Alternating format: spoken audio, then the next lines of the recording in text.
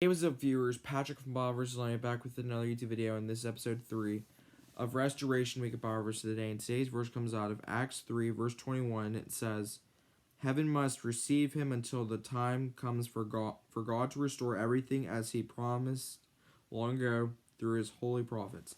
And that's what verse means, and let's get into it. Time for our religious recap. And we continued talking about the book Mere Christianity by C.S. Lewis. So the first 5 chapters in the book, chapter 1 is about the law of human nature. Chapter 2 is some objections. Chapter 3 is the reality of the law. Chapter 4 is what lies behind the law. And chapter 5 is we have cause to be uneasy. Alright, here's chapter 1. This is the law of human nature.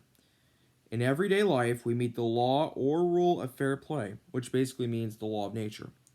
People react on the basis of this rule, and no one says, your standard is worthless.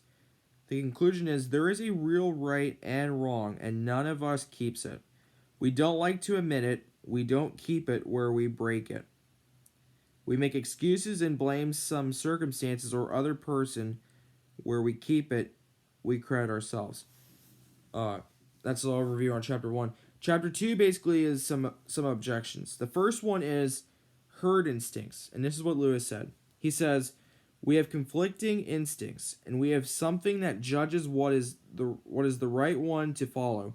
That something is not itself an instinct. It is the natural law. And then this is social convention. Here's what he says. He says, we acknowledge some moralities are better than others. When we do, we are saying there is a standard to which they conform more accurately. That standard is above or outside of those moralities. Chapter 3 is the reality of the law. Basically, and actually here it is, laws of nature simply refer to what nature does, but the law of human nature refers to what people feel they ought to do, and no one follows it completely. People don't live according to their conscience. That's chapter 3. Alright, chapter 4 is what lies behind the law.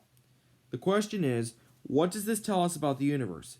Science cannot answer whether the universe is merely a product of chance or has an ultimate mind behind it.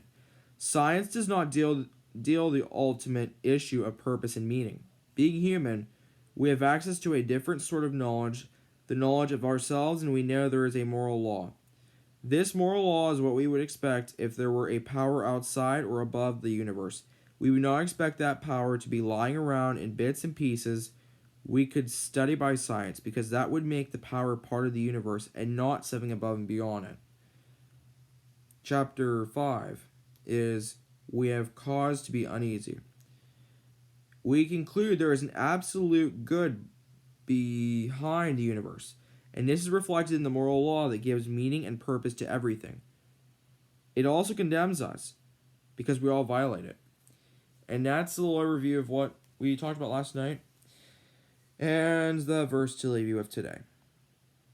Matthew 6:33 says, but seek first his kingdom and his righteousness, and all these things will be given to you as well. And that's going to do for the video. Thanks for watching. Until next time we meet again, viewers, in every way, God's way is always the best way.